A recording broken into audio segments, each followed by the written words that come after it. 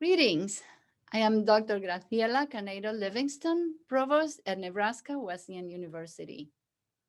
I want to welcome you to this year's presentation of Spooky Evenings.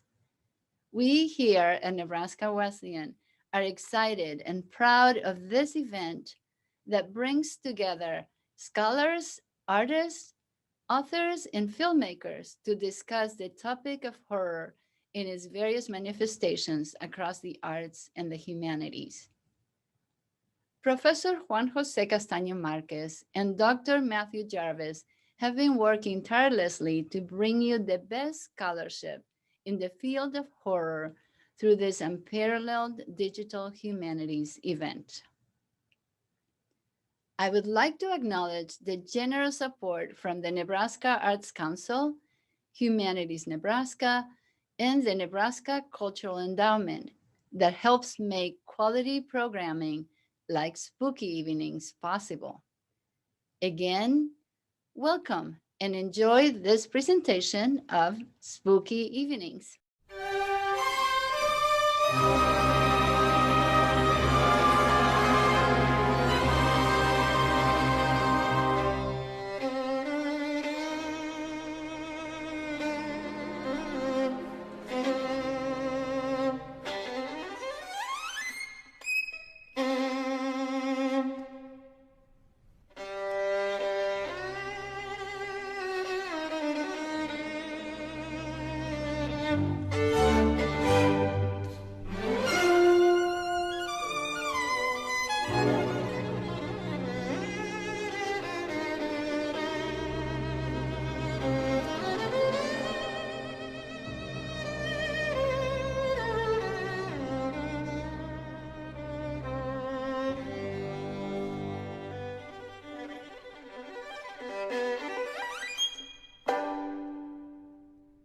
Tonight on Spooky Evenings, Dr. Sarah Burns, Ruth N. Halls Professor Emerita at Indiana University, presents a talk entitled Casting a Spell, Women, Art, and Witchery in Mid-Century America. Welcome back, ladies and gentlemen, and welcome to my guest, the great Dr. Sarah Burns. Many thanks, many thanks. My great pleasure to have you back. You're giving us a talk tonight, quite different from last year's, Casting a Spell, Women, Art, and Witchery in Mid-Century America. You were telling me you've got a new book coming out, which I scandalously did not know about. Is this part of that? No, in fact, originally it would have been, but somehow or other, the main guy, Perkins Heinley, just kept, growing and growing until he took over the whole book. So this is kind of like stuff that got left by the wayside. So the witches were exorcised. Yes, from the text. Yes, they were condemned. Well, I invite you to start at your leisure. Okay. Let's see. Then I'll do the screen share again. For some reason I managed to. There we go. All right. Should I just start then? Oh, all right. Here we go. Thanks so much, Matt, for inviting me back. And guess we'll just get right to it. So this talk, as you all probably know, is called Women, Artists, and Witchery in 20th Century America, Casting a Spell. And here's Gertrude Abercrombie, who's the heroine of this talk. In 1977, the legendary Chicago chronicler Studs Terkel interviewed Gertrude Abercrombie at her home in Hyde Park, only a few months before her death, which came that year. She told Studs, "I'm a witch. I've been called a witch many times. The last time I remember, I was coming home from the store, rolling my little old cart. A bunch of little children ran into the bushes saying, 'Here comes the witch, here comes the witch.' She was mortified," she said. But when one of the kids came out of the bushes and asked if she was really a witch, she answered, 'Yes, I am. But do you know there are good witches and there are bad witches? I'm a good witch. After that, the kids stopped bothering her, she claimed. Good witch or bad, Gertrude Abercrombie played upon that identity, that persona. And I think you get a sense of that in one of her typical mysterious and barren interiors, where you see a broom in the corner on the left, as if propped there until the owner arrives to straddle it and fly out the window. And the pointed hat she's wearing in the Carl Van Vechten photograph needs no explanation. For an opening of a one-woman exhibition in 1953, Gertrude decorated the space Charles Adams style. "The gallery will be festooned with cobwebs," wrote the Chicago American, "and there will be an owl and a cat, the twigs and tree limbs dripping with Spanish moss and red punch to drink." And indeed, the artist had been painting herself as a Morticia type almost as long as there had been Addams Family cartoons. She is always pictured with a Modigliani neck, huge eyes, and a pair of long legs encased in a black skirt wrapped tightly around her ankles, the Chicago American reporter noted. And you can sort of see that style in the stroll. And of course, she has her black cat, you're familiar, along, strolling in the moonlight. Now, whatever the subject, the majority of Abercrombie's paintings, as she herself readily admitted, are self-portraits, literal or metaphorical. As she told Studs Terkel, "It's always myself that I paint. Everything is autobiographical in a sense, but kind of dreamy. It's way off in the skies." Sometimes these representations are pretty straightforward, albeit with a twist, as you see in her self-portrait of my sister. All you have to know is that Gertrude was an only child to appreciate the way the title and the subject trip you up. Her sister is herself, idealized, with that Modigliani neck and decked out in a flat-brimmed hat, sporting a large bunch of grapes. I think this is one of my favorite paintings by Gertrude.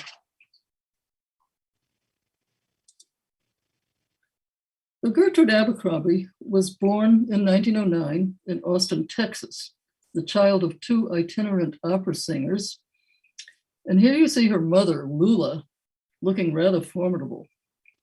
The house in the photograph and the 1955 painting is her father's family home in Aledo, Illinois, where Gertrude often visited. And of course, it's a Gothic house. Lula's career was cut short when she developed a goiter. The family moved to Hyde Park in Chicago, and Gertrude's father, Tom, became a salesman.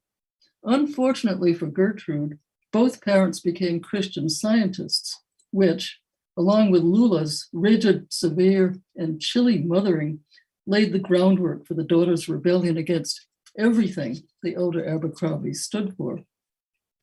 In other words, she became a jazz-loving, free-loving bohemian atheist.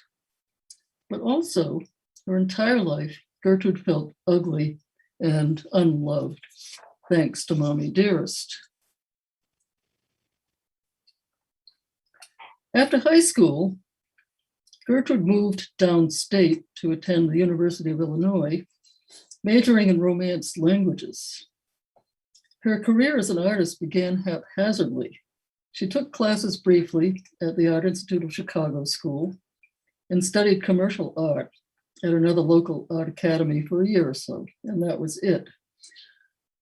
Her first job was in fashion illustration, drawing gloves for the Mezirow department store.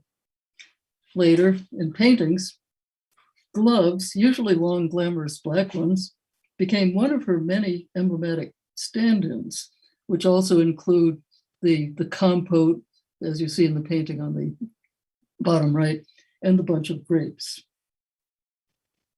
She began painting in 1932 and weathered the Depression by producing one easel painting a month under the auspices of the federal government's Public Works of Art project. Earning enough to move out of her parents' home in 1935, Gertrude settled in Hyde Park in Chicago on the South Side, became friends with the playwright Thornton Wilder, met Gertrude Stein, had several lovers, and a nervous breakdown. Here's a photograph of Gertrude's Hyde Park neighborhood at 57th Street and Stony Island Avenue, which was then the locus of the Hyde Park Artist Colony.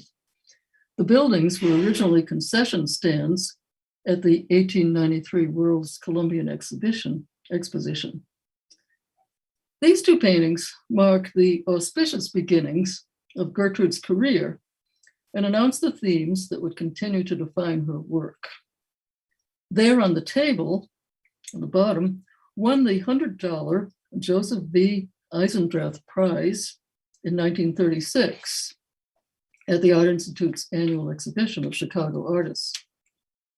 2 years later, Slaughterhouse Ruins was awarded the $300 Armstrong Prize at the same venue. So she was off to a good start. There on the table, painted in a flat and deadpan style, challenges the beholder to make sense, or not, of these incongruous things laid out for our inspection. A top, a ball and jacks, a folding ruler, a bolt, a bowl of bananas and a black cat, for starters, plus the artist's own arm and torso, head strangely cropped or chopped by the upper margin. What do they have to do with one another? Are they personal talismans or chance encounters along the lines of the 19th century Comte de Lautréamont's proto-surrealist definition of beauty as the chance encounter of an umbrella and a sewing machine on a dissecting table? The Slaughterhouse Ruins, too, is vaguely unsettling. We wouldn't even know what ruins they are without the title. But once we do know, it's hard not to think of what once happened here. From then on, Abercrombie played theme and variations on a limited range of subjects: the eerie nocturnal landscape, the emblematic or talismanic still life, and the hermetically sealed room. All, in Gertrude's sense of the term, are self-portraits. For now, let's linger on the still life, letter from Carl, in which the carnations we see were the artist's own symbolic flower. Carnations mean Gertrude. The letter on the table is from Carl Priebe, her devoted Wisconsin artist friend. The painting on the wall, with its dreamy figure reclining on the green hillside, is another one of Abercrombie's moonlights. The room on the right is Gertrude's own, too, the interior of her first Hyde Park apartment in the Weinstein building. That's the past. The present is represented in the picture on the wall. The building is Gertrude's actual home at 5728 South Dorchester, where she lived from the time of her first marriage in 1940 until her death. But we could call past and present something like interior inside my mind, which is really what the scene probably represents. So let's move on to Gertrude's domestic life. She encountered the well-off, killer handsome young attorney, Robert Livingston, by a fire hydrant in Hyde Park. They married in 1940, and she had her only child, Dinah, in 1942. The painting, Dinah Enters the Landscape, suggests her ambivalence about motherhood. What kind of a landscape is this for a baby anyway? It's bleak, it's dark. She's going over a rickety bridge with a little baby in her arms. There's a black cat on the stump, a cross on the opposite shore. It's certainly no nursery. But For a time at least, Gertrude enjoyed a reputation as a happy housewife/artist. She told the Chicago Tribune, "I perform the duties of any normal housewife. I get up early in the morning, make breakfast for my husband, feed the baby, and do my housework. After the work is finished, I take the baby out for a walk, and while she is having her nap, I usually paint for a few hours." So, Gertrude managed to achieve that perfect and rare balance between conventional wife and motherhood and the demands of her art. Right? Wrong.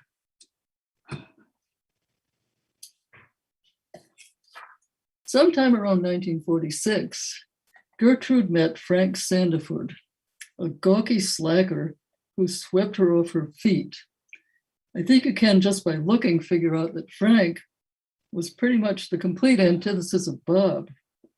Maybe, probably, Gertrude's marriage was crumbling anyway, and Bob may have been seeing another woman on the sly. Whatever the case, Frank and Gertrude fell madly in love. Frank wrote torrents of passionate letters, and Gertrude couldn't resist him no matter how hard she tried. I have to say, I love this photograph of Frank at the costume party with his cane and his bowler hat and his villain makeup. He looks so louche, which pretty much sums him up. So during this frenzied and feverish time, Gertrude mapped the whole story in her paintings. The sad bride in the bleak landscape with a tiny chapel way off in the distance. The emblematic moonlit waterscape with the flight of stairs leading to a door that opens onto a sheer drop into the flood. On the door is Gertrude's own address number, 5728. And in the water, you can see right at the bottom of the stairs, it looks like a snake swimming around, but it's actually an old-fashioned candlestick telephone that's gone adrift. Indecision speaks clearly for itself. The Gertrude figure wears a blindfold and holds up both gloved hands as if calculating the pros and the cons. On the palm of her proper right hand, though, is a tiny red heart. Is she choosing between love and duty, the romantic white tower up on a hill, or the drab door to domesticity? Courtship, which she painted after her marriage to Frank in 1948, seems equally transparent. Frank, or the Frank figure, wearing a black mask, points his finger/gun at Gertrude, and she raises her hand in surrender. But why is Frank masked as if he were a burglar? Well, he was a burglar who had done time twice, first at Menard Prison and then at Joliet. Frank described himself as a society burglar, meaning he only robbed wealthy Chicago Gold Coast mansions.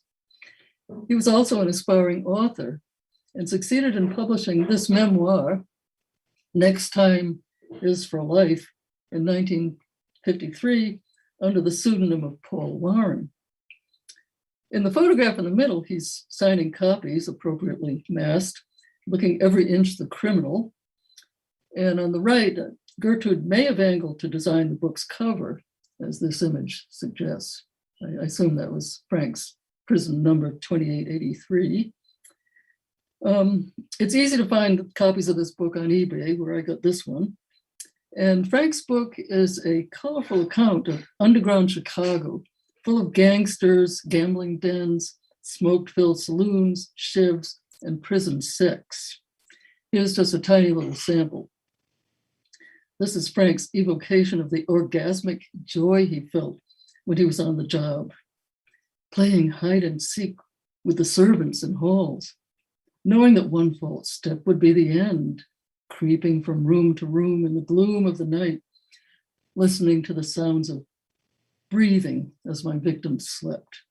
Those feelings that began where terror left off were of such intensity that for seconds they would leave me limp, he wrote. Well, no wonder Gertrude couldn't resist him. But on a more serious side, Frank was also a jazz buff, as was Gertrude, and styled himself a regular hepcat, if we can judge by the language he occasionally used when he wanted to impress anyone with his coolness, as when he praised a friend's new book, saying, "Go, man, I dig your crazy book.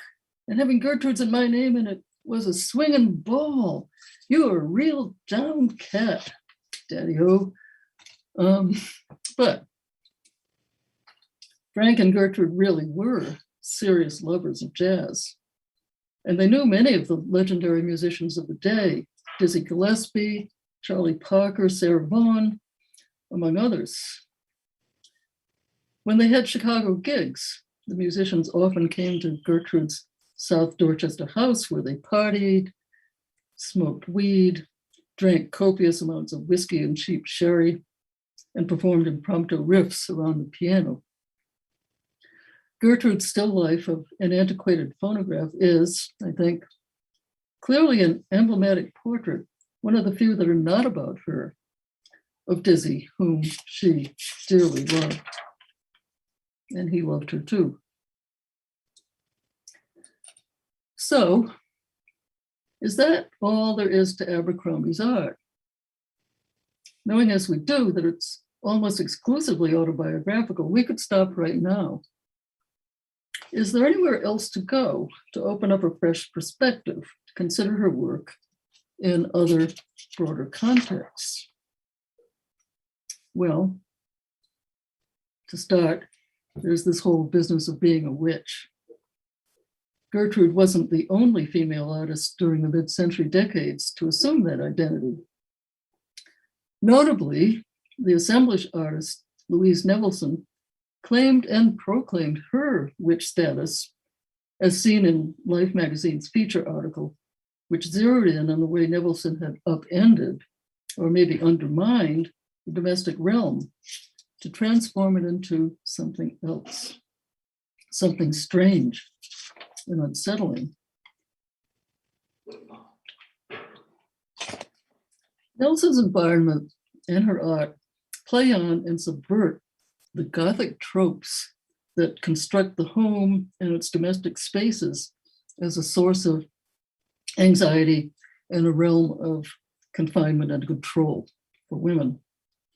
Such Gothic tropes functioned implicitly and explicitly as critiques of the patriarchal order, which mandated sexual division of labor and the restriction of women to the domestic sphere. This 1944 film, Gaslight, dramatizes the terror and the perils of that sphere in the story of a young wife whose husband, who marries her only to get his hands on her London townhouse, where a stash of jewels lie hidden, jewels belonging to the young wife's aunt, whom the husband has murdered, and he then proceeds to confine her to the house and make her believe that she's going mad by convincing her that she is responsible for all the strange things that he actually makes happen. The disappearance of a painting, the nightly dimming and flickering of the gaslights, mysterious footsteps overhead, and so on. The house accordingly becomes a prison and a mirror of the young woman's mind, her interior, as she descends further and further into insanity. And I think these two stills, especially the one on the left, very eloquently convey the creepy, sinister atmosphere of this terrible, haunted house. And on the right, you see Ingrid Bergman with Charles Boyer looking very cruel. Nevelson, 10 years older than Gertrude, had studied modern dance with Martha Graham. She married young and soon felt imprisoned in her home, where her nothing in common husband sought to restrict her. She had a son, but hated being a mother so much that she fell into a severe depression.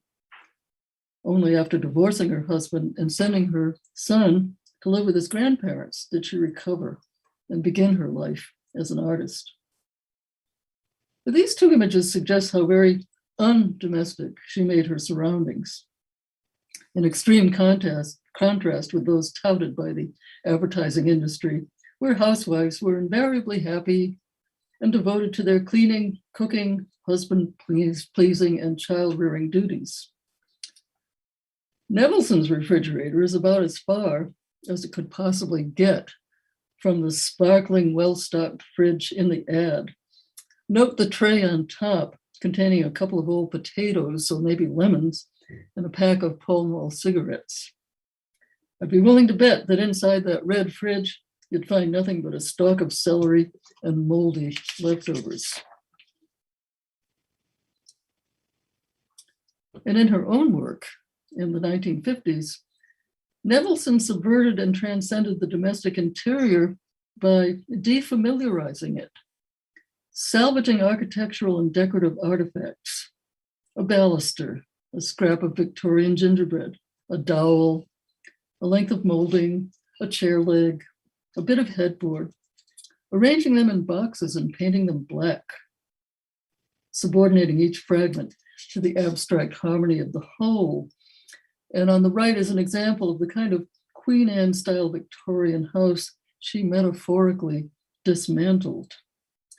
And by doing these things, Nevelson, in a sense, wrecked and reconstituted the domestic realm in a feat of actual literal black magic. So, what about Gertrude's domestic sphere? We know that her marriage to Frank Sandiford was stormy, and that, according to at least one acquaintance, she led a private and haunted life in the dark, dank Hyde Park Victorian townhouse. Frank had jobs from time to time, and he even took a stab at running a jazz record store, but that soon faltered, and he became a house husband, fixing things, shoveling snow, cooking on occasion, and writing his book, while Gertrude paid most of the bills. These interiors suggest that 5728 South Dorchester, with its stuffed owl, Victorian furniture, and Gertrude's weird paintings everywhere, was, like Louise Nevelson's apartment, light years, or maybe I should say dark years, distant from the immaculately modern and cloyingly cozy nuclear family living room, like the one on top, that exemplified the ideal 1950s lifestyle. Well, there's the stuffed owl. She also had a stuffed dachshund dog and various other taxidermy critters around. So domestic interiors or psychic spaces, Gertrude's pictured rooms are far from cozy and not the least homey. In that regard, they embody the Freudian conception of the uncanny, the unhomelike home that harbors secrets, repressed memories that threaten always to return. There's something claustrophobic about these rooms. The doors are shut tight, perhaps locked, as if keeping something out or in. There may be signs of life, a cat, a hat. But even so, these undomestic chambers don't seem livable. The eerie little landscapes on the wall offer no escape either. They're only mental pictures. Observers picked up on this too. Regarding past and present, the Chicago Herald-American wrote of its having a sinister aspect, as if it were about to become the scene of a violent tragedy. And in all of these, you can see Gertrude's favorite device of the picture in a picture, the black hat. You see also in the framed picture on the wall behind it, well, there's a sketch of the tree on the opposite wall. So it kind of makes you keep wondering, well, what is real here anyway?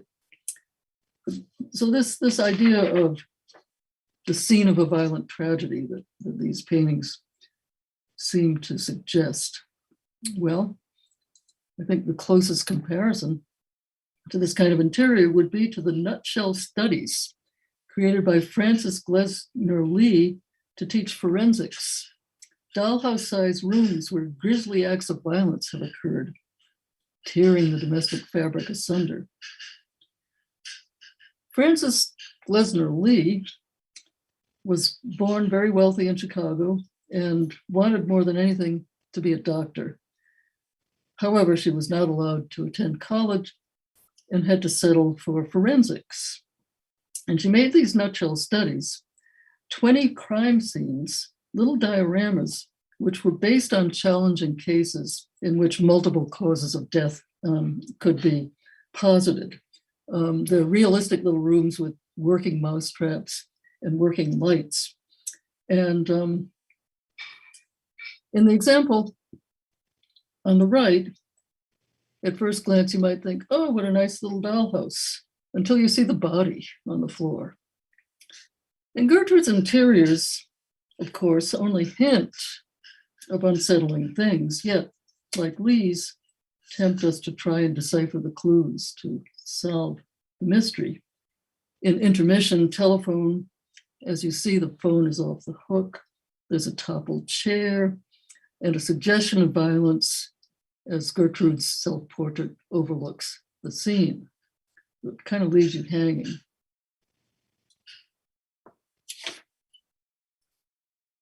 Well, I can't help but think of Gertrude's near contemporary, the horror novelist and short story writer, Shirley Jackson, who was born in 1916, and whose life was, to use her wonderful biographer Ruth Franklin's words, a tug of war between the three dimensions of her character: writer, housewife, and witch. Jackson wrote, "I live in a dank old place," which was in Bennington, Vermont, "with a ghost that stomps around in the attic room we've never gone into. And the first thing I did when we moved in was to make charms in black crayon on all the door sills and window ledges to keep out the demons. At the full moon, I can be seen out in the backyard digging for mandrakes, of which we have a little patch, along with rhubarb and blackberries." Jackson's The Haunting of Hill House, first published in 1959, presents the domestic interior as intrinsically and always uncanny, the very antithesis of home. And within it, women fall prey to the house's tormenting spirits. Like Gertrude, Jackson also had a terrible, impossible to please mother and felt homely and dumpy and unloved. Like Gertrude's, her mother and father were Christian Scientists too, for what that's worth. And her husband, Stanley Hyman, a literary critic, resented her success, cheated on her, never learned to drive, so she had to be the family chauffeur on top of everything else. In the illustration by a contemporary artist on the top, you see Jackson working in the kitchen like a good housewife, but there's the black cat at her feet. There's a spectral figure looking through the door, and spectral palm prints on the windows. And below you see her with her tarot cards.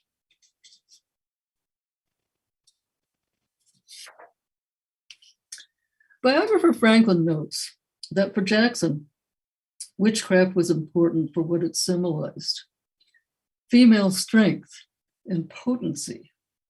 A witch was an empowered woman, and identifying as a witch was a declaration of nonconformity, a challenge to the norms that governed conventional femininity and policed feminine behavior.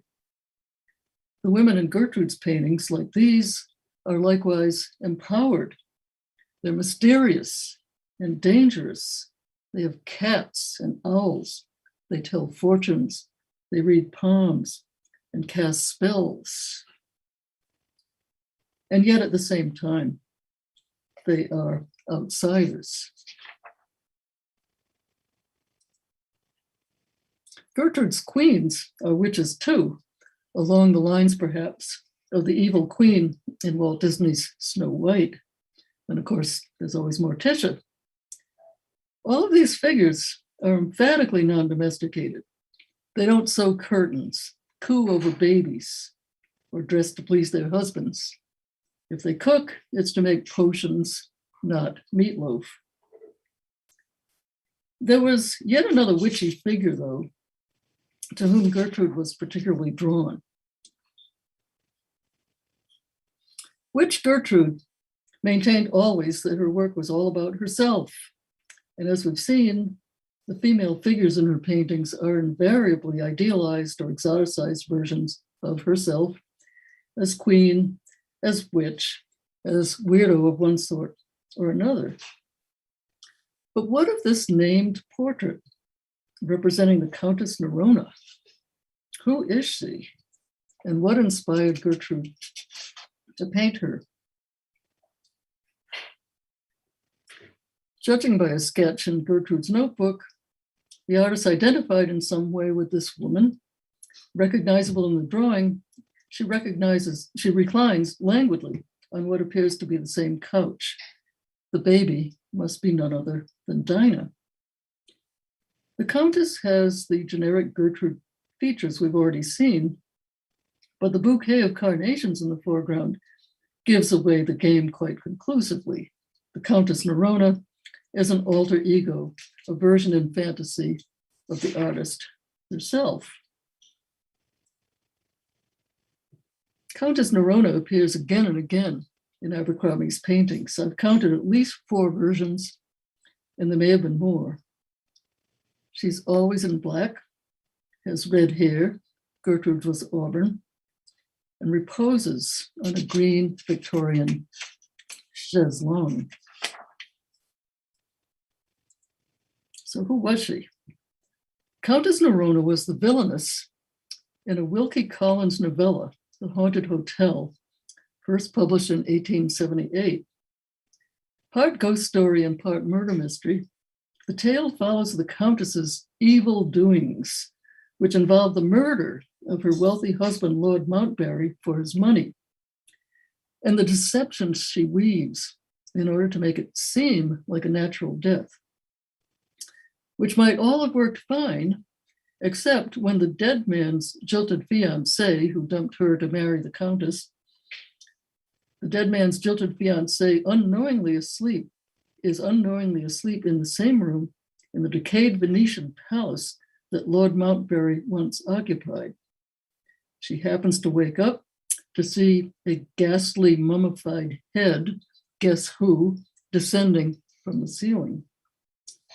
We know that the Countess is demonic and disordered right from the start. When she's visiting the surgery of a London doctor to ask if she's going mad, she has the hypnotic allure of a snake, Collins wrote. The startling contrast between the corpse-like pallor of her complexion and the overpowering life and light, the glittering metallic brightness in her large black eyes held him literally spellbound.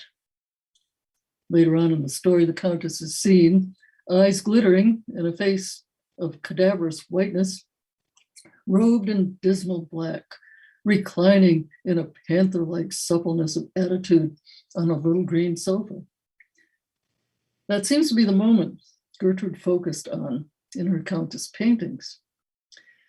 The illustration from the 1888 edition of the novel shows us what happens just after that moment, when the Countess springs from the sofa with the stealthy suddenness of a cat to seize a visitor who threatens her with exposure and proceeds to shake her with the strength and frenzy of a mad woman. It's not too difficult to see why Gertrude was attracted to this character. She's cat-like, powerful, exotic, diabolical, and very witchy, even if she doesn't cast literal spells. And then there's the Countess's couch, which had its counterpart in the real world, in the form of Gertrude's Victorian chaise longue, of the sort often characterized as a fainting couch. And here it is in an early sketch, and in situ, as you've seen, with the stuffed owl and a couple of paintings, including courtship on the wall. This couch appears in a large number of other paintings in different colors, indoors and outdoors, accompanied by various familiar Abercrombie emblems. the picture within a picture, the mysterious letter, the owl, the pedestal with its lace doily, the horse peering through a window, which was actually one of her horse-shaped bookends. And so what was it about such couches? What were their connotations in the 1940s and the 1950s? Well, fainting couch per se carries connotations of Victorian female frailty, hysteria, and neurasthenia, that is, nervous exhaustion, brought on by the stresses of modern life, which could be treated, allegedly, by various quack medicines, or by the so-called electropoise device on the top right, also a fake, or by the notorious so-called rest cure, in which women were infantilized, confined to bed, and forbidden to feed themselves, to read, or indeed to do anything except obey the doctor and sleep. But then there's that other well-known couch, Sigmund Freud's couch, on which patients reclined. Freud would sit behind them out of view while they relaxed and let their subconscious thoughts pour forth while the doctor listened and took notes. The mass media latched onto this couch as an all-purpose signifier of psychoanalysis, and the couch very quickly became part of popular culture. The still from Lady in the Dark really says it all. Ginger Rogers on the couch. It was The Lady in the Dark was originally a 1941 musical, then a movie in 1944. The heroine is the editor of a fashion magazine. She suffers from headaches and bizarre dreams, feels as if she's heading for a nervous breakdown. And so here she is visiting her psychoanalyst on the couch. Ultimately, he tells her that the reason she's stern and forbidding and dowdy is that she wants to avoid getting hurt by a man. You've probably seen cartoons showing patients on couches in the psychoanalyst's office. The New Yorker was largely responsible for creating that iconic and enduring visual trope, as you see here in this sampling of cartoons from the 1940s on. My favorite is the one on the right, the top right, in which the patient says, "You've done me a world of good, doctor, but you know too much," as she pulls her gun out of her handbag. These are really pretty funny. Would it be possible to speak with the personality that pays the bills? Of course you're depressed. I'm very expensive. So there's this whole thread in popular visual culture, but it gets even better because in 1955, there was even a short-lived comic book devoted to the subject. That decade, the 50s, in fact, saw the zenith of Freudian psychoanalysis, continuing on into the 60s. Now, in 1946, just after the end of World War II, Congress passed the Mental Health Act to establish the National Institute of Mental Health to help soldiers readjust to civic life. Psychoanalysis enthusiastically climbed on board, embracing the project of normalization, reestablishing the social and gender roles that had been disrupted and upended by the all-consuming cataclysm. Now, men could return to the jobs women had held in their absence, and women could return to the home, ideally located in the suburbs, take care of their husbands, have babies, and keep the home fires of the new nuclear family burning. Behavior that deviated from those norms was pegged as immature, shading into the pathological. And women who wanted something more were neurotic or worse. Little wonder that Betty Friedan in The Feminine Mystique, published in 1963, but conceived of in 1957, assailed those norms, arguing instead that the home had become a prison and that women's condition was uniquely oppressive. So I think you've had a chance to appreciate these covers of the psychoanalysis comic book. The one on the right, obviously, is much more gothic, in which this beleaguered woman is dreaming of prying eyes in a desolate, suburban, surrealistic, and probably suburban landscape. Shirley Jackson underwent psychoanalysis, presumably to help her adjust to her situation as a woman who tried, with increasing difficulty, to reconcile her roles as wife, mother, witch, and author.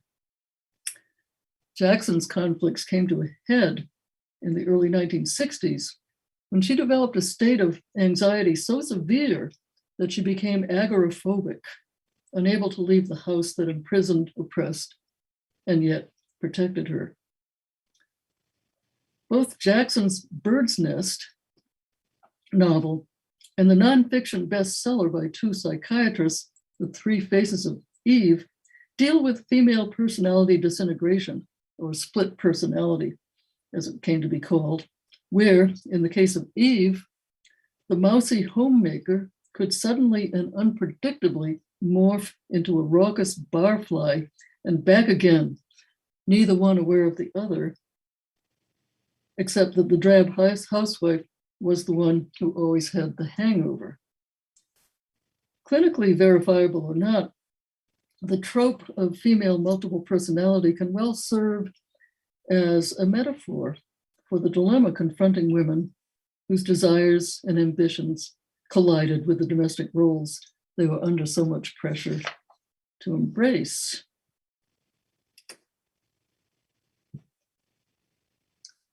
It's interesting that both of these works, the Jackson novel and Gertrude's paintings, date 1954. The mere title of Gertrude's painting suggests her awareness of the modern female psychological disorders as they were then classed and pathologized.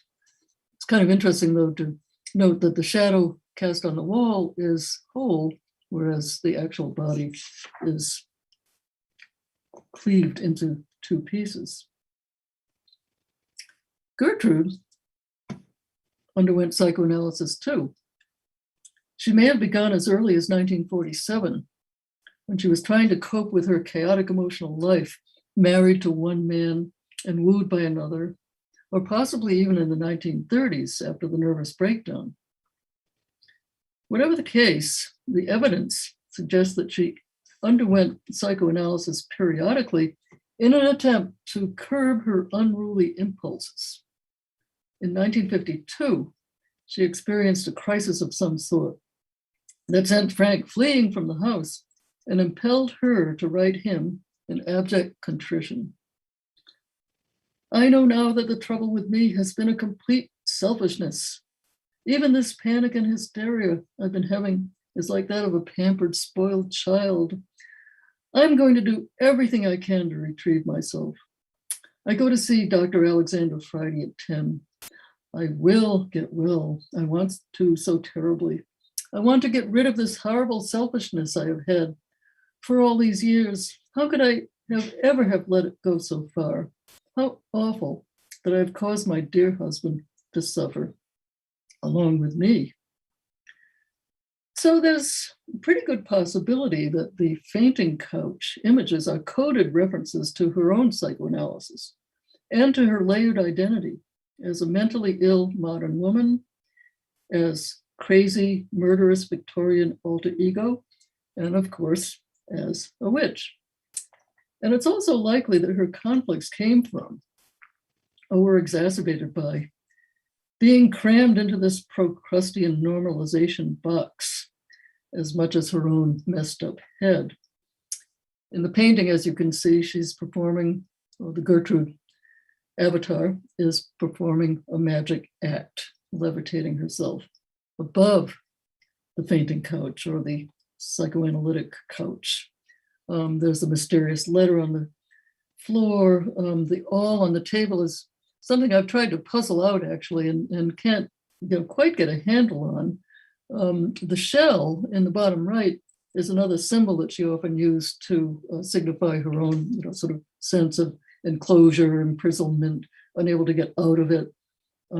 So maybe the awl has something to do with wanting to like poke it into that shell and, pull her out by one means or another. But it's a very ambiguous image, as you could tell.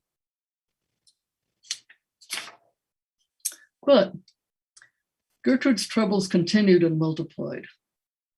From 1957 into the mid-1960s, Gertrude painted a series of these demolition doors, at least 10 and probably more, catalyzed by the massive urban renewal campaign spearheaded by the University of Chicago, as it sought to quell what was perceived as spreading urban blight in Hyde Park. Wreckers leveled hundreds of old buildings, including many in Gertrude's immediate vicinity. Typically, wreckers walled off each site with doors from previously demolished buildings, as you can see in the photograph. Gertrude was distraught. "They're wrecking Hyde Park," she wrote. "It's so sad I can't bear to look. But the doors are gorgeous," she added. Compulsively, she painted riffs on them, subtly varying the geometry, rhythms, and color combinations, adding a black cat or an owl on occasion, her own familiars, stand-ins for the artist herself. But there's something forbidding about these doors, like those in Gertrude's interiors. They have no hinges, no keys, no knobs. And if they did open, it would be onto nothing. They seem now like harbingers of Gertrude's own ruin, which began when Frank took off in 1964 for a residency at Yaddo, the upstate New York writers' colony, where he soon became involved with a younger woman, leaving Gertrude in an agony of rage and an enduring sense of loss. Gertrude's bitter note says it all. "Frank, you are a fairy and a fag and a fruit and a fool. And as Diz told me, I should write you a letter with 2 words, fuck you." She divorced him in 1966. "I died yesterday," she wrote to a friend. "I had to get the divorce. I broke down on the witness stand. I'm mortified, but more than that, I'm sad. I cried and cried and cried and cried and cried and cried."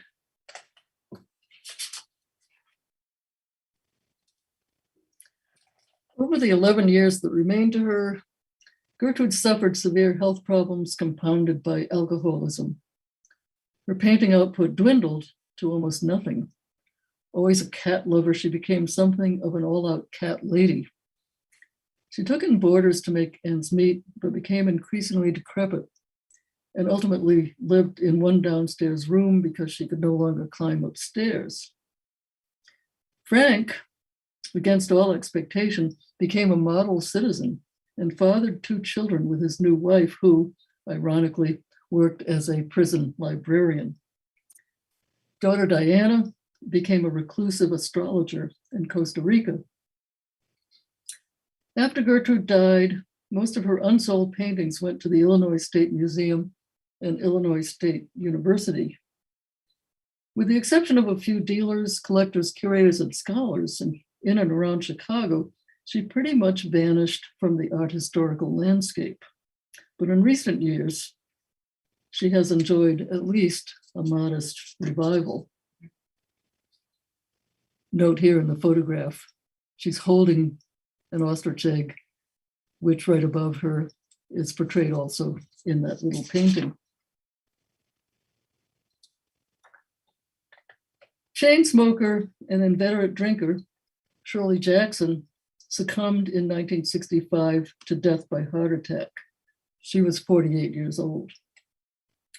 Ever ferocious, flamboyant, and uncompromising, Louise Nevelson finally had a breakthrough when she was going on 60. She became rich and famous, dying at last in 1988, approaching her 90th year.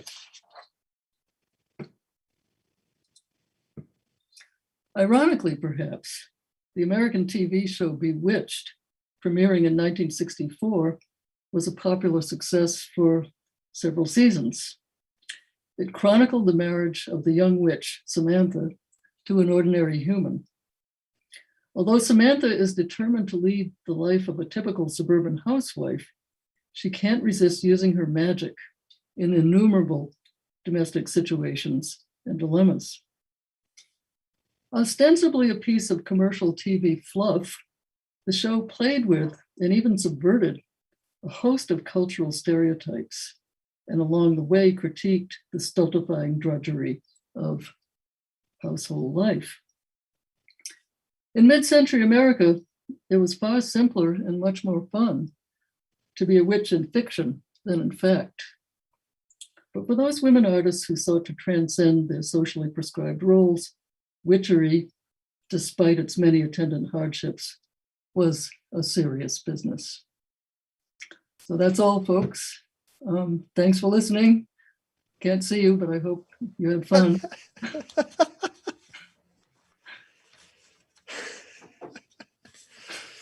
I had fun. I laughed really loud at a few times. I was glad I'd muted myself because I laughed so hard at. I'm going to go on eBay after this and find psychoanalysis comics. And yeah, you better snap them up. Well, you know. I know. I still need cheap. them all. Should I stop the share? Should I stop the share? Oh yes, please. Okay. All right. I'm just reading through my 3 pages of notes. Oh my. Okay. I'm going to start with the artist I saw the biggest parallel with, which is De Chirico. Mm-hmm. Yep. You got it. Definitely, you know, De Chirico was someone that she was aware of. And there are some architectural elements in a few paintings I've seen that, you know, they really resemble his arcades. Yeah, it's the clean lines, the shadows. Yeah, exactly. I mean, later I got some Magritte hints.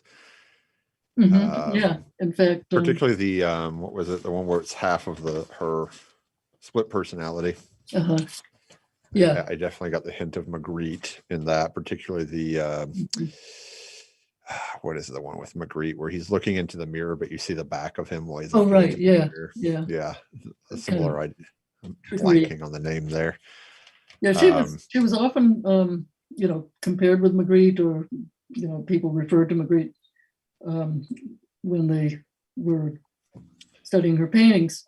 She claimed that she never saw Magritte until, you know, someone said, "Hey, you know, you should look at the paintings by this weird Belgian surrealist," and she said, "Oh, well, he's great. Ripping me off. He's my granddaddy," you know. Yeah.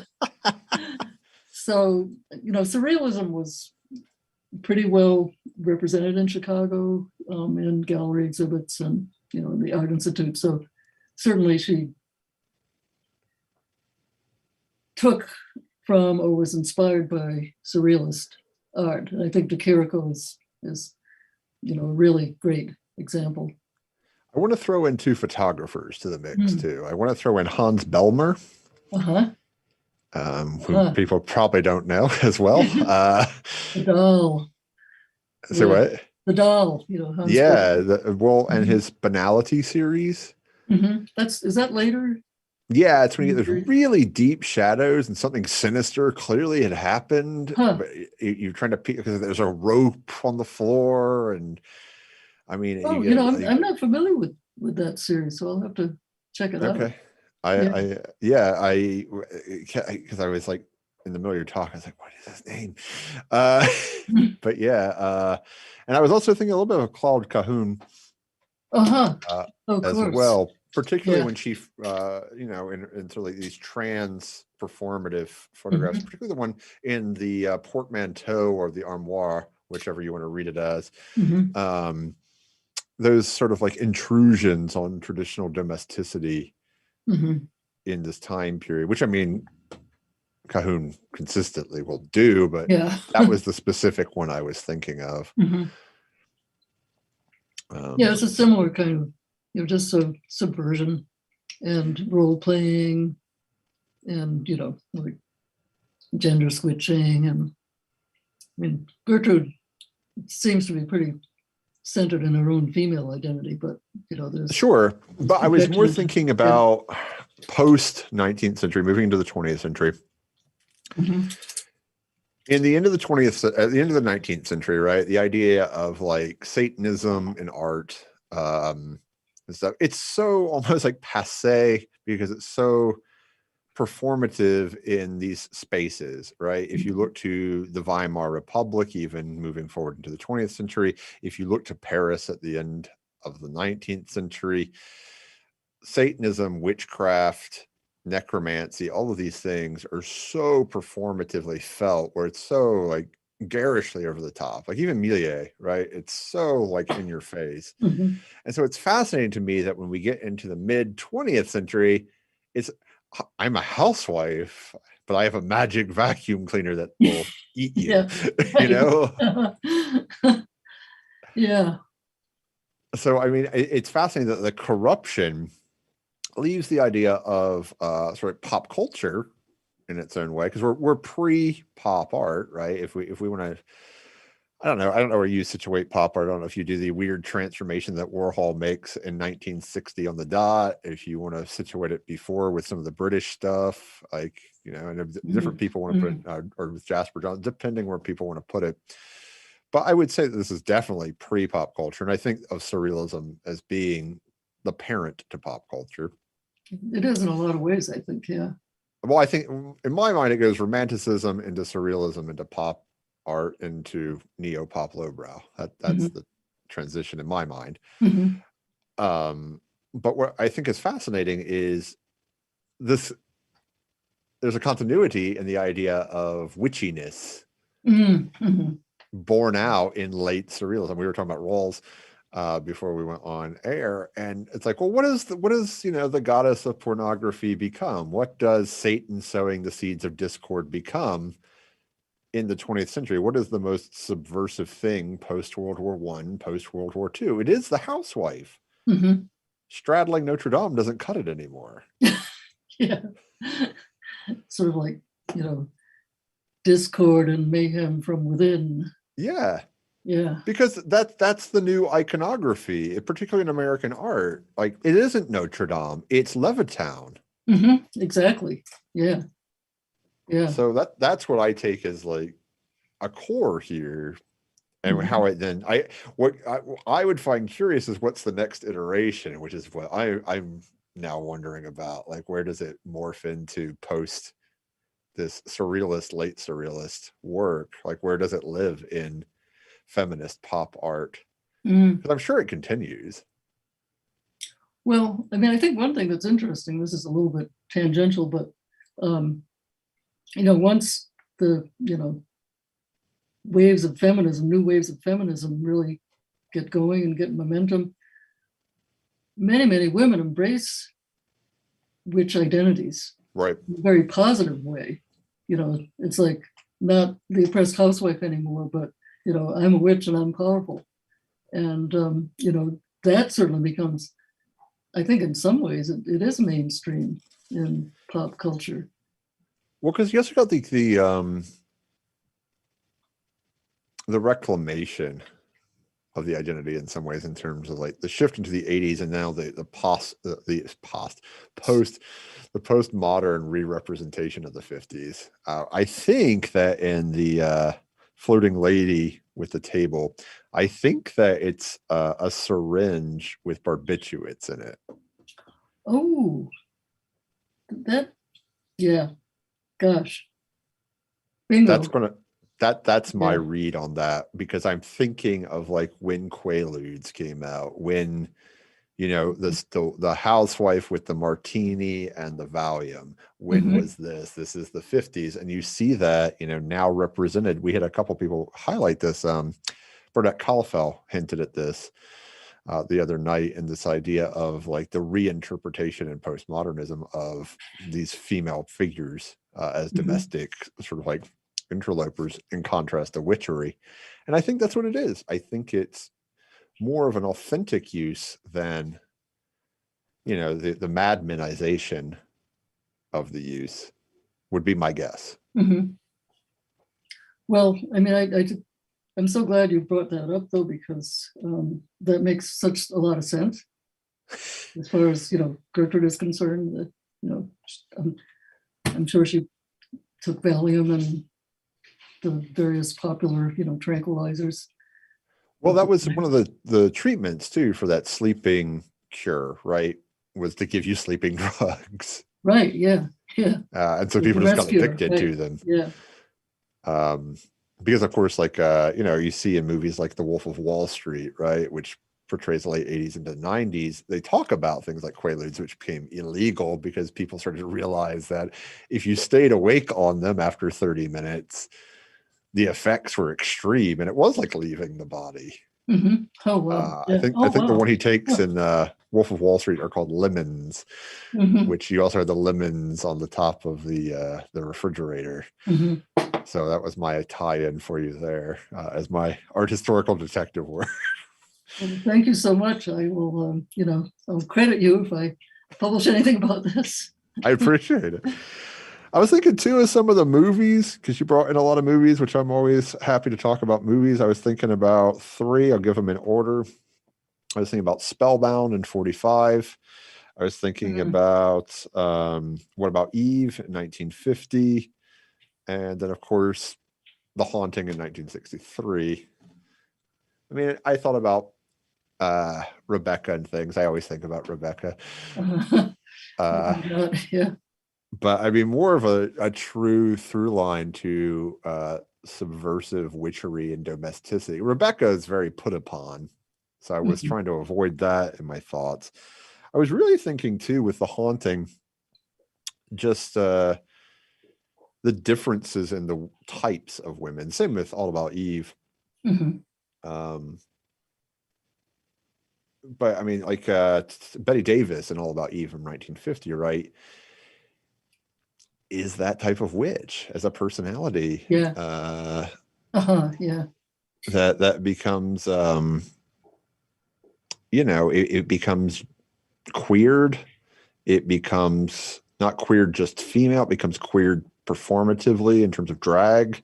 And Betty Davis lives to see herself shifted in that way. And then she shifts into horror, right? She shifts into Whatever Happened to Baby Jane. And then, oh my God, yeah, that's right.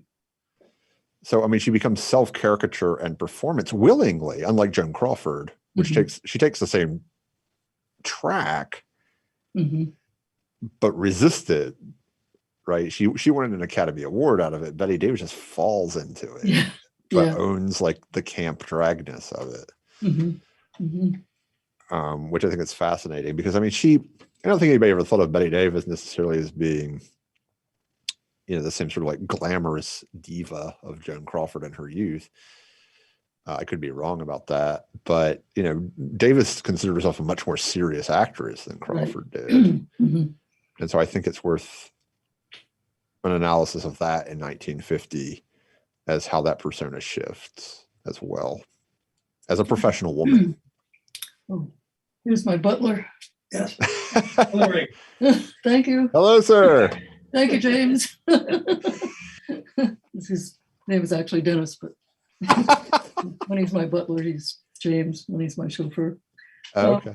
Yeah, that's really an interesting line of sort of development in her case. Yeah, I think you're right. She just totally jumped in wholeheartedly to that.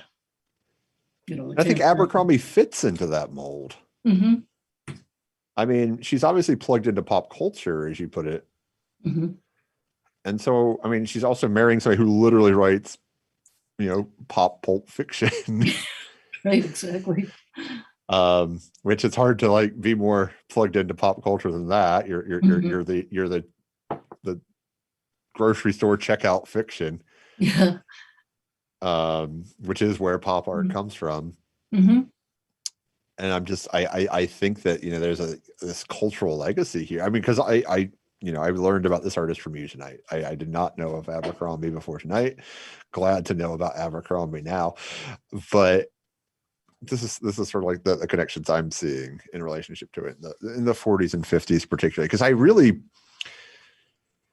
I know that some of the work is earlier, but she definitely does strike me as this very post World War II American artist. I agree. Yeah, I think that's when she really, everything kind of gels in her work. She's got her motifs, she's got her themes, and so she, and it's kind of interesting that she loved jazz so much too. Sure. Because when I was talking about the Doors, I suggested that she was kind of riffing on this theme, and she riffs on interiors, she riffs on moonlit landscapes. She has a very small vocabulary in a sense, but she can riff on it in all these different ways. She reminds me. She reminds me of Dali in this way, because Dali obviously, let's say, appropriates. Let's use the art historical term. So he appropriates the style of a lot of different artists, whomever, including De Chirico. But she seems to be appropriating in some ways, if nothing else, Rousseau's skies. Yeah, and there's that same kind of, in her case anyway, sort of a very self-conscious, simplicity and, sort of primitivism of sorts, I suppose. And the flatness. Yeah. I want to talk about the Red Rook. I forgot the K there when I was writing so fast. I noticed the left hand seemed to be, and I have a camera right here, so the camera was blocking something. So I have my iPad right here, and I was zooming in, and then I was checking it back in the video. Her left hand seemed to be doing the sign language, "I love you." Oh, huh. I could be wrong on that, because again, I had to check it on two very small screens, because you were talking about the right hand had the heart on it, but the left hand having the "I love you" seemed to be to me. And it, in terms of witchery, if this is true, I think it could be an interesting point, because it could make her ambisinister.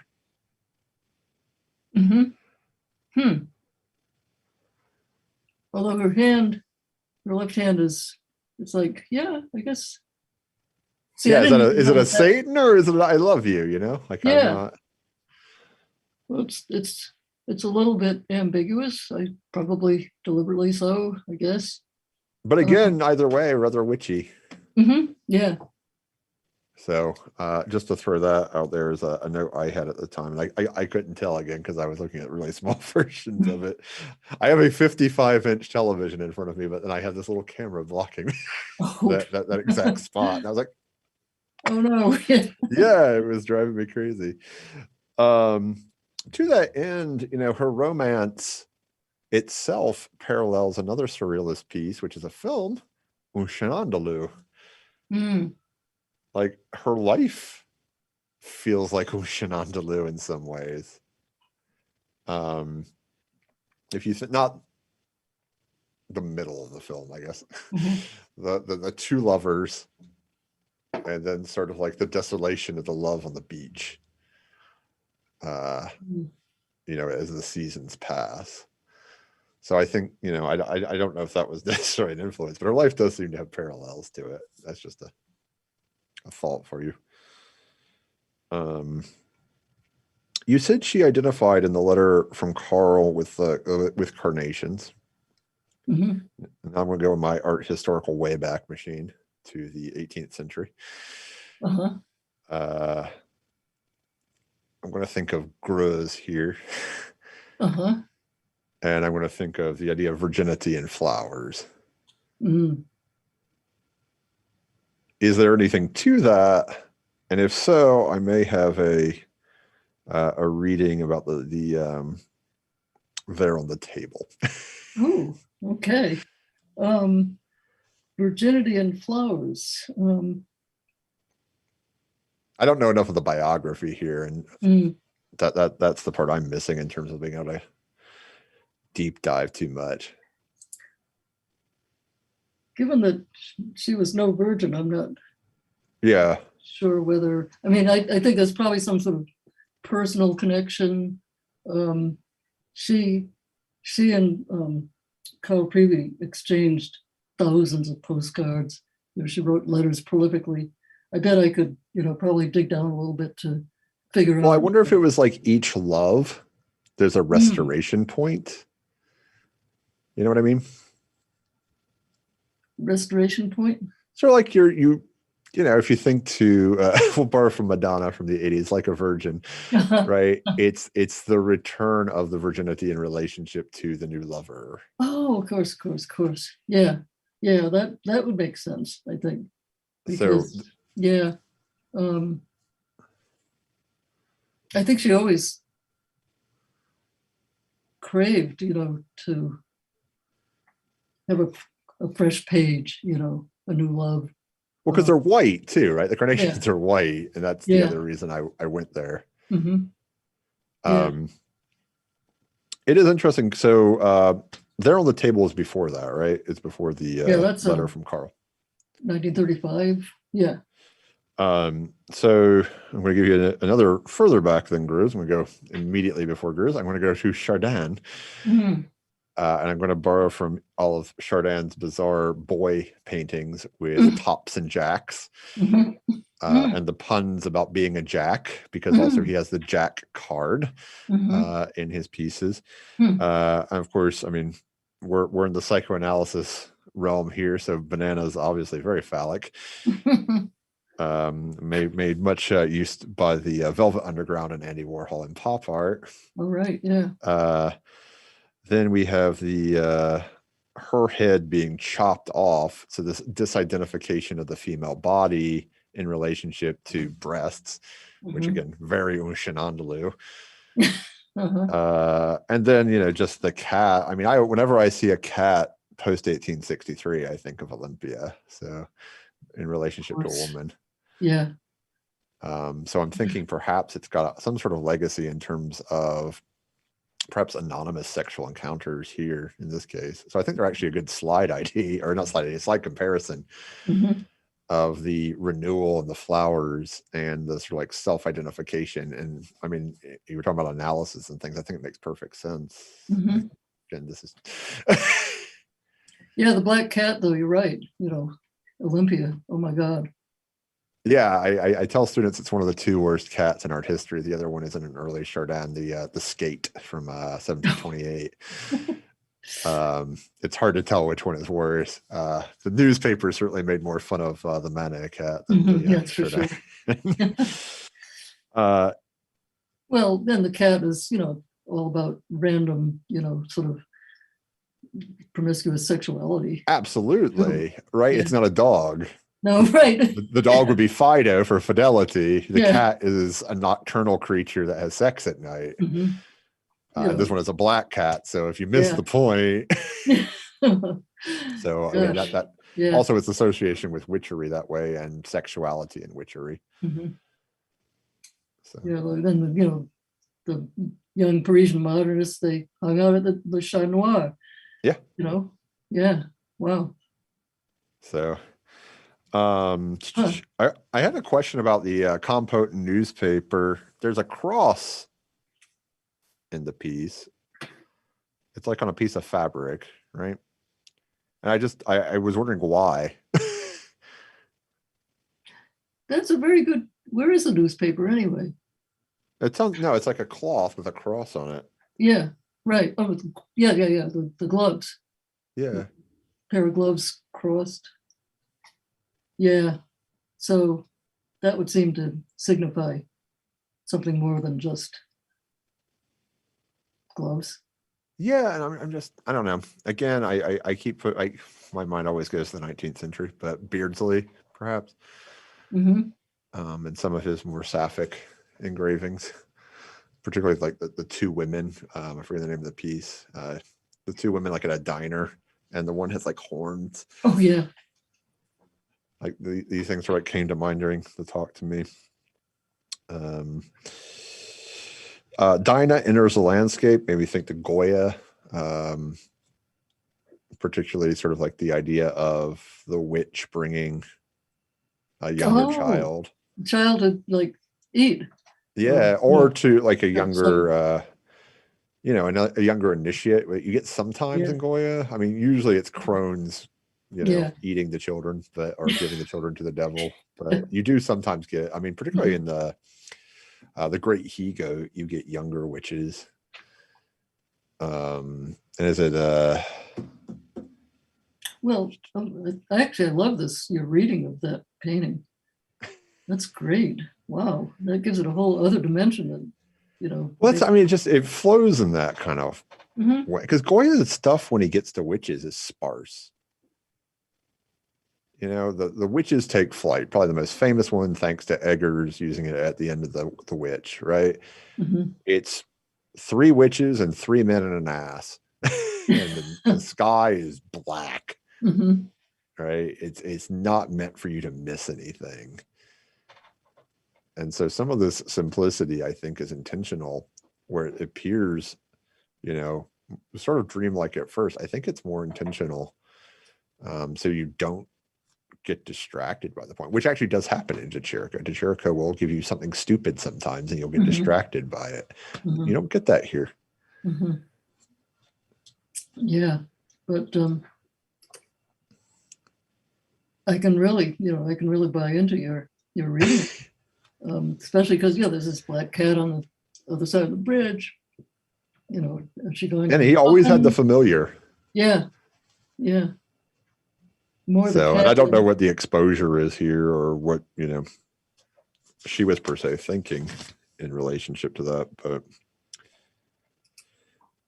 her living room in living room 5728 South Dorchester recalled Psycho to me, and I wondered which came first, because in Psycho, of course, Norman Bates he's a taxidermist. We got an owl here behind us from the 1970s. And birds. I mean, birds are such a, you know, sort of important theme in Psycho. Yeah, because I mean, he's very bird-like, right? Yeah. And her name's Marion Crane, right? Yeah, right. So of course he's obsessed with her, wants to kill her and stuff her. Yeah, that's definitely very Hitchcock humor there. Yep. But I mean, Goya, again, owls were very common in Goya for one of the familiars, particularly if you look at the Los Caprichos, the Sleep of Reason produces monsters. It is owls that you see. Bats, lots of them. But I wonder which came first. I wondered if Psycho came first, or if that her living room came first. I think her living room came first, because Psycho was what, 1960? Yeah. Yep. So this way predates Psycho. Okay, so I'm wondering. I mean, maybe there's something in the American zeitgeist around danger, because you get the owls in. You point out Snow White. You know, Disney effectively uses owls. Yeah, that's right. Yeah. You think to Fantasia as well, from The Night on Bald Mountain. So oh my gosh, yeah. Huh. That'd be an interesting connection too. But there seems to be, like I say, something culturally in the zeitgeist about this as witchy, because Snow White's 37. We're learning that I know way too much about Disney. And you know, there does seem to be something recognizable. Like I need to rewatch, because I love it anyway, the skeleton dance as well. Oh yeah. I bet we would find owls. I bet. Yeah. So I'm wondering if that ties into this more pop cultural witchy persona that we can trace. Wasn't the owl also associated with Athena or Minerva? Yeah. Yeah, so there's another. Yeah, because owl and wisdom, right? Yeah. Because that's why you see the owl wearing a Wise professor old cap. owl, yes, right. Yeah. the Tootsie Pop owl, right? He wore it. Yeah. Huh. And then we see it, you know, in terms of like the longevity of this too. You know, the piece with the horse owl Chaiselange piece from '66. You know, continuing this realism past the advent of pop. But the legacy here to me is, of course, David Lynch, Twin Peaks. Of course, yeah. Oh my gosh, yeah. And I mean, there's a great movie called The Art of David Lynch, where he actually talks about a lot of the art that inspired him. And I would need to go back and rewatch it because I only watched it once. But it wouldn't surprise me if Abercrombie were in there, because it's like the more I was looking at it, the more I'm like, these could be Lynch sets or set pieces. Yeah, they really could. Particularly the color palette. She uses a lot of, just sort of blue tones, blue, gray, green, and that kind of gives her both interiors and exteriors kind of haunted, sort of ghostly, chilly quality, I think. Yeah, it struck me because I thought, you correct me if I'm wrong, of course. Blue had sort of gone by the wayside a little bit in terms of being. I know Picasso has a blue period, but like at the end of the 19th century, it's green for absinthe everywhere. Van Gogh obviously liked blue and yellow, but more yellow than anything. But like the last great user of blue to me is Ingres. Yeah. Nobody did it like him. Yeah, you get a couple of weird exceptions, right? You get Jerome with the snake charmer or something, but right, yeah. You don't get sort of like a fixation on blue. And with Picasso, it's specifically linked to a period, but she seems to consistently draw on it. And I'm wondering too if it just doesn't bear with it the implication of the night, because it is, if you're in an interior of indescript time, right, by looking at it as a viewer, I'm getting very WJT Mitchell here. By looking at it, you make a presumption of the time of day. It doesn't matter if there are windows or not. You as spectator to object make that assumption. And I'm wondering if it's a controlled idea around the night.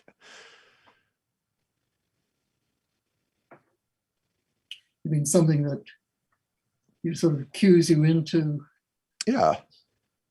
Because if it was bright and floral bedspreads or something, right? Yeah. You would be thinking spring morning. But yeah, these are very wintry, I think.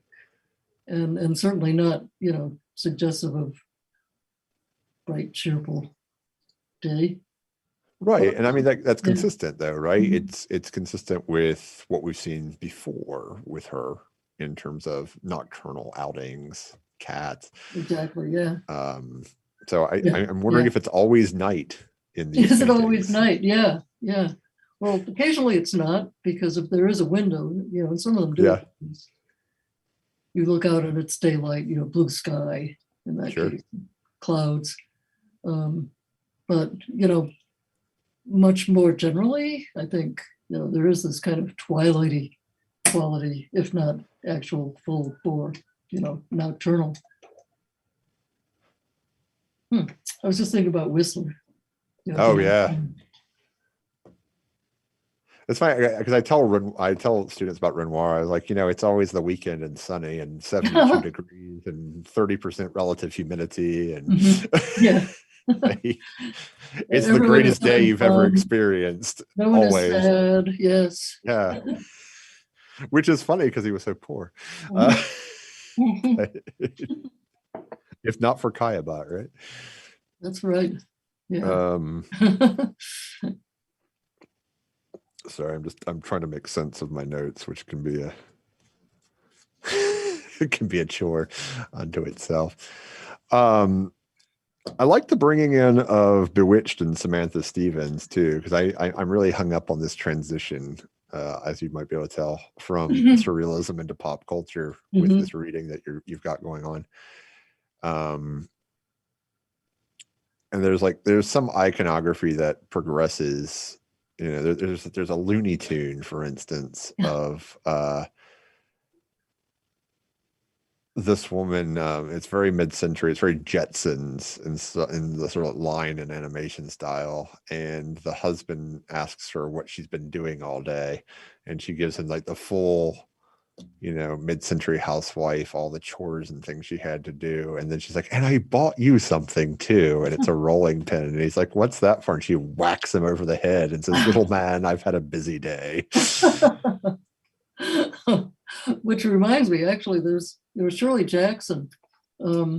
She did all these sort of weird little cartoons of her domestic life, and one of them, they're just like almost stick figures, really simple, diagrammy, and she always shows herself with this round, sort of smiley face head with strands of hair sticking out like this. And in this one, she's got an axe and she's behind the nice comfortable sofa where her husband, Stanley Hyman, is reading the New York Times, and she's just about to give it to him. So she's Lizzie Borden. Yeah, she titled it The Neurotic Personality of Our Time. So like, which one is the neurotic personality? No, definitely. Yeah. No, I think it's just fascinating. I think I really like the idea of, because I studied under Norman Bryson, and he used to say the next door neighbor in the suburbs is where the darkest, strangest, and creepiest things happen. He's like, I live in San Clemente, and my neighbors must be absolutely deranged. Which, I mean, because that's also where Nixon retired, if you really want to place that forward, with his AstroTurf lawn. But I mean, that's sort of where he viewed all that. He viewed suburbia as that as well, and I think you see that sinister quality, and that gets that turns into Stepford or whatever as well. Robots. Yeah. But it is interesting to see the feminist predictor toward these cultural conditions. Mm-hmm. Well, yeah, the Stepford wives. I mean, that's like got a nice line of continuity with. Yeah, I'm trying to. I'm lining up the ducks to get to 2021 in my mind, and I'm slowly, I think, piecing it together in some ways. I think I mean, you're more general. This idea about surrealism, kind of really being this, this train on the tracks that lead to popular culture. I mean, that makes so much sense to me, because the Dolly brand of surrealism in particular very rapidly comes to be assimilated into, all kinds of popular. Oh, sure. Persistence of memory is ridiculously pop culture now, right? Yeah. Right. I mean, and he also appropriated Shirley Temple, right? He turned her into the Sphinx. Into the Sphinx, yes. Yeah. I mean, in a hideous kind of predictor, I think, to contemporary Hollywood. Mm-hmm. Which is interesting for surrealism too, because it must have been very difficult, particularly as late as she comes into surrealism, because surrealism is so misogynistic in its inception, particularly like Duchamp and Dali, and then Buñuel. Yeah. And so I'm just, it is interesting whenever you see a female surrealist in any medium succeed and have a very long career. Well, when I was, trying to figure out, well, how the hell am I going to end this talk anyway?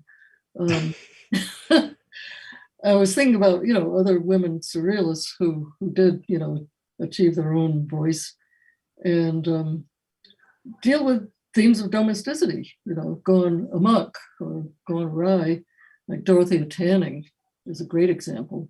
And of course, she was married to another surrealist, which is, I guess testifies to her own, strength of her artistic identity, because her work is nothing at all like, well, I mean, there are some overlaps, of course, but she had a very distinctive vision. The sort of the nightmarish female domestic space, whether it's, in the head or in 3D space. And Kay Sage, Leonora Feeney, I would also sort of group Gertrude Abercrombie in that, Sure. sphere as well, sort of. Well, she seems to be also like a legacy that presupposes a project like Woman House too. Oh yeah, yeah. And I'm trying again. She does have work in the 60s, so I mean, there is a very tight bridge there too. But yeah, I'm trying to piece it together a little bit better in terms of that transition, because you also get a bit of, Klaus Oldenburg has some pieces that mark a good bridge into that too, when he does the store and the softs. Right. Yeah. And I mean, he obviously is a man, but he also has a working partner who is a woman and who sold a lot of his work. Yeah, and fairly progressive ideas for a 1960s male artist in terms of masculinity and femininity. He definitely leans more toward the feminist scope than probably any other American or person working in America for the New York School. Yeah. And so I particularly think of like the tank with the lipstick. Oh right. Yeah. My favorite, probably a bad pun, one of his is soft screw is a delight. But he has these crises around his own sort of like gender as well, and what masculinity means in this time period. And it is interesting because the crisis point again seems to return to 45, when there is this disidentification of gender roles. You have women working in factories in male roles. You have men out of the country dying, right? Because war doesn't take place in America, it takes place over there. Yeah. And so the society around the perception changes briefly, but it does fixate people for quite a long time. It does. Yeah. I mean, you mentioned Levittown, and that's so symptomatic of, you can make really broad, sort of suggestions about this, this transition. Women work in factories, they make airplanes, they even fly airplanes, and all of a sudden they're in Levittown, and there's something really nightmarish about that. Well, because then the domestic space itself becomes a war zone. Think of a Cadillac from the 50s. Think of a refrigerator from the 50s. Yeah. It's a tank. It's a tank, right? Yeah. So, I mean, that's the switch. Like, you go back to the old world where the war took place, and that's brought into the domestic space. And then, you get a movie like Indiana Jones and the Crystal Skull, and he can hide in the refrigerator and survive a nuclear blast. Because it's built to last, because they got fears of the Great Depression and they just fought a war. And so domesticity becomes the war zone itself. It's not that, it's not just that the men usurp the position the women were functioning as in society. They corrupt the domestic space in sort of this very cyborg, surrealist way. Yeah. Well, and then, car design, of course, Dagmars. Yeah. Pocket pins. And, yeah. So that's where we are. That's where we are, Sarah Burns. Yeah. I want to thank you so much. I had a lot of fun with this talk. I'm obsessed with mid-century. I'm obsessed with spooky stuff. So spooky mid-century, all about it. Well, thanks for all those interesting questions and and suggestions you had too. My pleasure. Yeah, if I have a suggestion, I'll say it. Yeah. Well, I like how you bring your own, broad realms of interest in the conversation too. Movies, for example, obviously. I have to say, I lived in the 90s, and I was even middle-aged in the 90s. I was in academia, and I didn't really notice a whole lot of what happened in the 90s. I was just in a library, Yeah. I mean, I don't know. I've always pop culture. I really think of myself as a cultural historian more than anything. I think you are. Absolutely, yeah. Yeah, well, So, I really love the way you can just sort of range around and pick up all these interesting, these nuggets of juicy stuff to, sort of say, what about this? What about this? It's very cool. well, thank you. I could sit here and dedicate a program to being complimented for years, but I'm not sure it would have a great attendance rate. I'm going to invite everybody to tune in tomorrow night for Karen Renner, who's going to talk about Children of the Corn. And I'm also going to invite you to take the survey that Juan is dropping into the various chat rooms right now. And I again want to thank Sarah Burns for being with us. I could listen to her all night and about anything. She could read the Seattle phone book, and I would probably tune in. You're too kind. Thank you. Thanks for having me again. And it's a great series. I'm very happy I was part of it. Thank you so much. And happy Halloween. Happy Halloween, and everybody out there, stay spooky. Yep. All right. Good night. Thanks again. My pleasure. I my notes are just so all over the place with things I was thinking about while you were talking, and I was trying to keep up in some ways. It is interesting too, because she's on this hinge, right? She's on the hinge between like the purist Freudianism and the analysis Freudianism. Mm-hmm. Yeah, and there seems to be something going on with that as well. Because early surrealism obviously is super dependent on like a purist, either Jung or Lacan or Freud.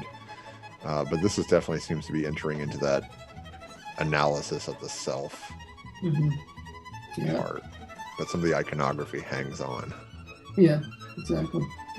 So I don't know. I feel like I need to like reread Laplanche or something and relook at the slides.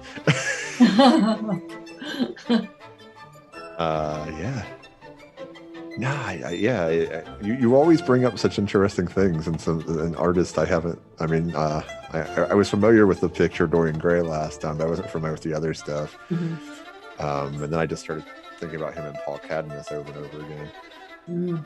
And now I'm going to have to look more into Abercrombie.